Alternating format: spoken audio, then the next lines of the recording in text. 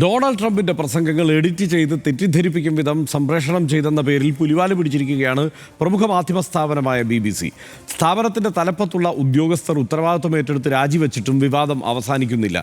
കിട്ടിയ അവസരം BBCക്കെതിരെ കൃത്യമായി ഉപയോഗിക്കാനാണ് ട്രംപിന്റെ നീക്കം. ഈ ഒരു സംഭവത്തിന്റെ പേരിൽ BBCയുടെ ധാർമ്മികതയെ ചോദ്യം ചെയ്യാൻ ആർക്കുമാകില്ലെന്ന് പറയുന്നു രാജിവെച്ച ഡയറക്ടർ ജനറൽ ടിം ഡേവി. മാധ്യമപ്രവർത്തകരെന്ന അഭിമാനം ഉയർത്തിപ്പിടിച്ച് മുന്നോട്ട് പോകൂ എന്നും ജീവനക്കാരെ അഭിസംബോധന ചെയ്തുള്ള വിടവാങ്ങൽ പ്രസംഗത്തിൽ ടിം ഡേവി പറഞ്ഞു. ചില ആസൂത്രിത നീക്കങ്ങൾ BBCക്കെതിരെ നടക്കുന്നെന്ന നിലപാടാണ് സ്ഥാപനത്തിന്റെ തലപ്പത്തുള്ളവർ പങ്കുവയ്ക്കുന്നത്. ആദ്യ എക്സ്ട്രാ. ഒരാഴ്ചയായി നീണ്ടുനിൽക്കുന്ന വിവാദം ഒടുവിൽ BBC ഡയറക്ടർ ജനറൽ ടിം ഡേവിയുടെയും ന്യൂസ് CEO ഡെബോറ ടർണസിന്റെയും രാജിവയ്ക്കുന്നതിലേക്ക് വരെ കാര്യങ്ങൾ എത്തിച്ചു. പക്ഷേ അതിലും ഒതുങ്ങില്ല വിവാദമെന്ന് വ്യക്തമാകുകയാണ്. തന്റെ പ്രസംഗങ്ങൾ കൂട്ടിച്ചേർത്ത് എഡിറ്റ് ചെയ്ത് തെറ്റിദ്ധരിപ്പിച്ചെന്ന് തെളിഞ്ഞ സാഹചര്യത്തിൽ വിട്ടുകൊടുക്കില്ലെന്ന കടും പിടുത്തത്തിലാണ് ഡൊണാൾഡ് ട്രംപ്. ഭീമമായ തുകയ്ക്ക് മാനനഷ്ട കേസ് നൽകുമെന്ന ഭീഷണി ട്രംപ് ഉയർത്തിയിട്ടുണ്ട്. എഡിറ്റിംഗിൽ തെറ്റ് സംഭവിച്ചെന്ന് സമ്മതിച്ച ടിം ഡേവി ട്രംപിന്റെ ഭീഷണിക്ക് മുന്നിൽ വഴങ്ങരുതെന്ന് സ്ഥാപനത്തോടും മാധ്യമപ്രവർത്തകരോടും ആവശ്യപ്പെട്ടു. തെറ്റുകൾ സ്വാഭാവികമാണ്, എന്നാൽ ഒരിക്കൽ പോലും പക്ഷപാതത്തോടെ വാർത്തകളെ സമീപിച്ചിട്ടില്ലെന്ന നിലപാടിൽ അദ്ദേഹം ഉറച്ചു നിൽക്കുന്നു. ഉന്നത ഉദ്യോഗസ്ഥരുടെ രാജിയിലേക്ക് കാര്യങ്ങൾ എത്തിച്ചത് BBC എഡിറ്റോറിയൽ സ്റ്റാൻഡേർഡ് കമ്മിറ്റിയിലെ പുറത്തുനിന്നുള്ള ഉപദേഷ്ടാവ് മൈക്കൽ പ്രെസ്കോട്ട് തയ്യാറാക്കിയ മെമ്മോ പുറത്തുവന്നതാണ്. ട്രംപ് വിഷയത്തിനപ്പുറം മറ്റു ചില ആരോപണങ്ങളും മെമ്മോയിലുണ്ടായിരുന്നു. ട്രാൻസ്ജെൻഡർ അവകാശങ്ങളെക്കുറിച്ച് ചോദ്യങ്ങൾ ഉയർത്തുന്ന വാർത്തകൾ കവർ ചെയ്തില്ല. ഗാസ ഡോക്യുമെന്ററിയിൽ ഹമാസ് ഉദ്യോഗസ്ഥന്റെ മകന്റെ സംഭാഷണം ഉൾപ്പെടുത്തി തുടങ്ങി ഗുരുതര പ്രക്ഷേപണ നിയമലംഘനങ്ങൾ ചൂണ്ടിക്കാട്ടിയിരുന്നു. RDX rap news Malayalam.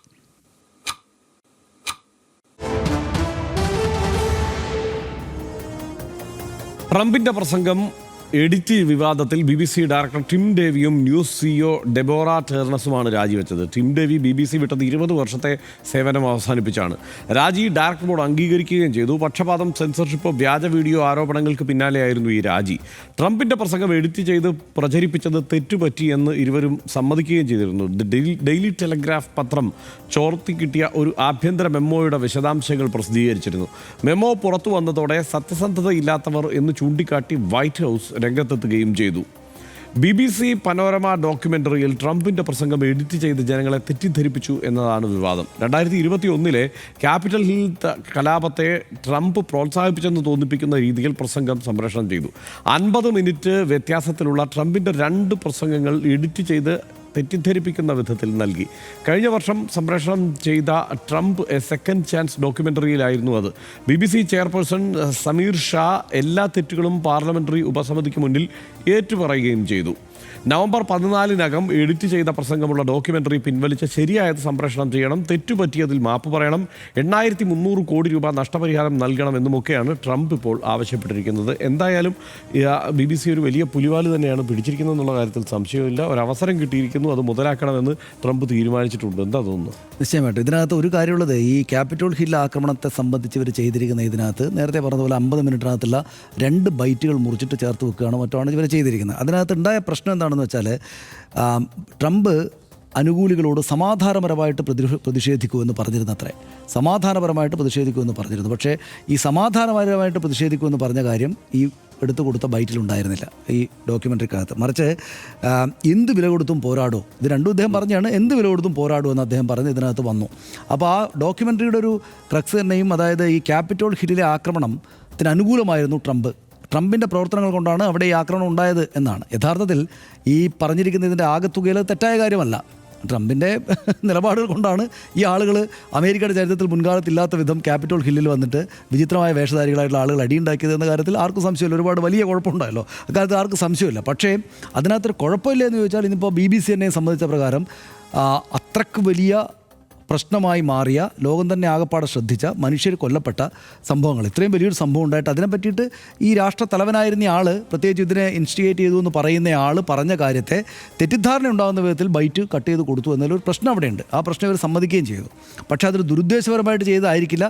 അതിൻ്റെ ആകെത്തുകയിൽ ഇതെന്തെങ്കിലും തെറ്റുണ്ടോ എന്ന് ചോദിച്ചാൽ നമുക്ക് വേണമെങ്കിൽ തെറ്റില്ല എന്ന് പറയുകയും ചെയ്യാം. പക്ഷേ അപ്പോഴും ഇത് തരുന്ന ഒരു സൂചന, അല്ലെങ്കിൽ ഇതിനകത്തുള്ള മെസ്സേജ്, നമുക്കുള്ള സന്ദേശം, ഈ മാധ്യമ പ്രവർത്തനത്തിൽ എത്രമാത്രം ജാഗ്രതയോടെ വേണം കാര്യങ്ങൾ ചെയ്യാൻ എന്നതിനുള്ള മറ്റൊരു സന്ദേശമായിട്ട് ലോകത്തിൻ്റെ ചരിത്രത്തിൽ, മാധ്യമങ്ങളുടെ ചരിത്രത്തിൽ ഇഷ്ടംപോലെ സംഭവങ്ങളുണ്ട്, അതിൽ മറ്റൊരു സംഭവമായിട്ട് ഇത് വന്നു എന്ന് മാത്രമല്ല, അതോട് ചേർത്ത് വെക്കാനുള്ളൊരു പോയിൻ്റ് എന്താണെന്ന് വെച്ചാൽ, ഇതുപോലെ ശരിയല്ലാത്ത രാഷ്ട്രീയക്കാരുള്ള കാലത്ത് കൂടുതൽ ജാഗ്രത കൊടുക്കേണ്ടതുണ്ട് എന്ന് BBC പോലെ 103 വർഷക്കാലം പഴക്കമുള്ള ലോകത്തിലെ മാധ്യമ പ്രവർത്തനത്തിൻ്റെ ഏറ്റവും വലിയ സ്ഥാപനങ്ങളിൽ സംവിധാനങ്ങളിൽ ഒന്നായിട്ട് പൊതുവിൽ കണക്കാക്കപ്പെടുന്ന BBC-യിൽ നിന്ന് തന്നെ ഒരു മെസ്സേജ് കിട്ടിയിരിക്കുന്നു. അതായത് അവരുടെ ഭാഗത്തു നിന്ന് പോലും അതിനിസ്സാരമായിട്ടുള്ളതെന്ന് അവർ അതുവരെ കണക്കാക്കിയിരുന്ന ഒരു സംഭവം ഉണ്ടായപ്പോൾ അതിൻ്റെ പുകിൽ ഇത്രമാത്രം വലുതായി.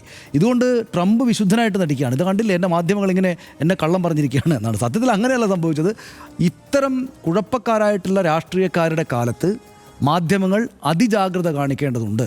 സാധാരണ രാഷ്ട്രീയക്കാരുള്ളപ്പോൾ തന്നെ ജാഗ്രത കാണിക്കേണ്ടതുണ്ട്. പക്ഷേ കുഴപ്പക്കാരായിട്ടുള്ള രാഷ്ട്രീയക്കാരുടെ കാലത്ത് അവർ നമ്മുടെ ഭാഗത്തുണ്ടാകുന്ന കുഴപ്പങ്ങളെ കൂടുതലായിട്ട് ഉപയോഗിച്ച് കളയും എന്ന കാര്യം ശരിയാവണ്ണം മനസ്സിലാക്കാനുള്ള ഒരു ഉദാഹരണമായിട്ടാണ് ലോകത്തെ എല്ലാ മാധ്യമങ്ങളും മാധ്യമപ്രവർത്തകരും ഈ സംഭവത്തെ എടുക്കേണ്ടതാണെന്ന് എനിക്ക് തോന്നുന്നത്. ബാക്കി ട്രംപിൻ്റെ ബിഡൽസും മറ്റ് ബഹളങ്ങളും ഒക്കെയാണ്. തീർച്ചയായും ലോകത്തെ എല്ലാ രാജ്യത്തുമുള്ള മാധ്യമപ്രവർത്തകർ വളരെ ഗൗരവത്തോടെ തന്നെയാണ് ഈ വിഷയത്തെ കാണേണ്ടത്. കാരണം ഒരബദ്ധം എന്ന നിലയ്ക്ക് അത് പറഞ്ഞൊഴിയാനാവാത്ത തരത്തിലേക്ക് അത് വളർന്നിരിക്കുന്നു. സത്യം പറഞ്ഞാൽ ഒരൊറ്റ പ്രസംഗത്തിൻ്റെ 2 ഭാഗങ്ങൾ എന്ന് പറയുമ്പോൾ സ്വാഭാവികമായും അങ്ങനെയൊക്കെ തന്നെയാണ്. ഒരു ബൈറ്റ് എഡിറ്റ് ചെയ്ത് ഇടുക, ഒരു ബൈറ്റ് കട്ട് ചെയ്തിടുക. ഒരു പ്രസംഗം മുഴുവനായി അരമണിക്കൂറോ 3/4 മണിക്കൂറോ ഉള്ള ഒരു ഡോക്യുമെൻ്ററിയിൽ കാണിക്കാൻ പറ്റില്ല. അല്ലെങ്കിൽ ഇപ്പോൾ 1 മണിക്കൂറുള്ള ഡോക്യുമെൻ്ററിയിലായാലും 54 മിനിറ്റിൽ മേലുള്ള പ്രസംഗം കാണിക്കാൻ പറ്റില്ലല്ലോ.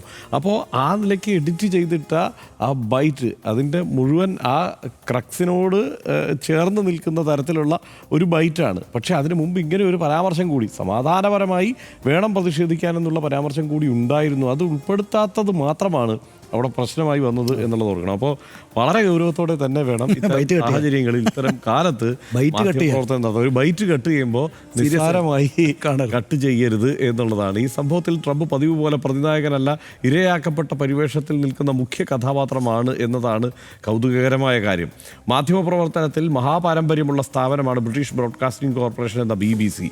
അവർ സംപ്രേഷണം ചെയ്യുന്ന വാർത്തയിലോ പ്രോഗ്രാമുകളിലോ ഒരു പിഴവ് സംഭവിക്കുന്നത് അപൂർവമാണ്. പക്ഷേ ഇവിടെ അത് സംഭവിച്ചു, അത് പുറത്തറിഞ്ഞു. BBC അത് ഏറ്റുപറഞ്ഞു. ഉത്തരവാദിത്തപ്പെട്ടവർ ഉന്നതർ രാജിവെച്ചൊഴിഞ്ഞു. പക്ഷേ അടിക്കാനൊരു അവസരം കിട്ടിയാൽ നെറുകന്തലയ്ക്ക് തന്നെ അടിക്കണമെന്ന ലൈനിലാണ് ട്രംപ്. രാജിവെച്ച ടിം ഡേവിയെയും ഡെബോറ ടേണസും ഉറച്ചു പറയുകയാണ് ഈ എഡിറ്റിംഗ് പിഴവിൻ്റെ ഉത്തരവാദിത്വം അവർ ഏറ്റെടുക്കാം, അല്ലാതെ BBC ന്യൂസിന് സ്ഥാപനവൽകൃതമായ പക്ഷപാതിത്വം ഇല്ല എന്ന്.